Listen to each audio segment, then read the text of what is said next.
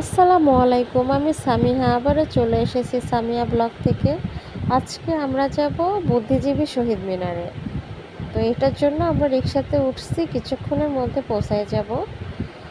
তো আমরা এখন ফাইনালি বুদ্ধিজীবী শহীদ মিনারে চলে এসেছি। তো এখানে অনেকগুলা বেবি আছে দেখতে পাচ্ছি, বাচ্চাগুলো এখন খেলবে, তো আমি এটাই দেখব।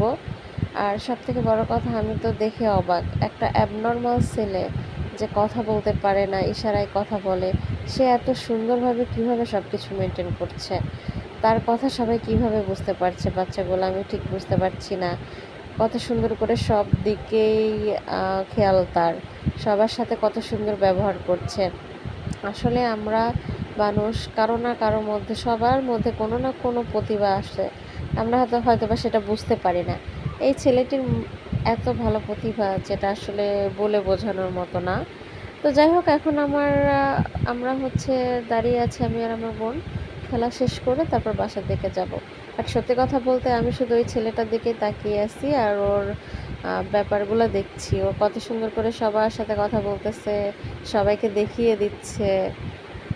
একটা সুস্থ মানুষও কিন্তু সেভাবে সবাইকে দেখিয়ে দিতে পারে না, ও যেভাবে সব কিছু মেনটেন করছে। তো যাই হোক, সবাই ভালো থাকবেন। আর যারা যারা আমার চ্যানেলটি এখনও সাবস্ক্রাইব করেন নাই, তারা অবশ্যই আমার চ্যানেলটি সাবস্ক্রাইব করবেন। আর আপনারা কিন্তু অবশ্যই আমাকে কমেন্ট করে জানাবেন কে কে বুদ্ধিজীবী শহীদ মিনারে এসছেন। তো ভালো থাকবেন, সুস্থ থাকবেন, নিজের প্রতি খেয়াল রাখবেন। আসসালামু আলাইকুম, আল্লাহ হাফেজ।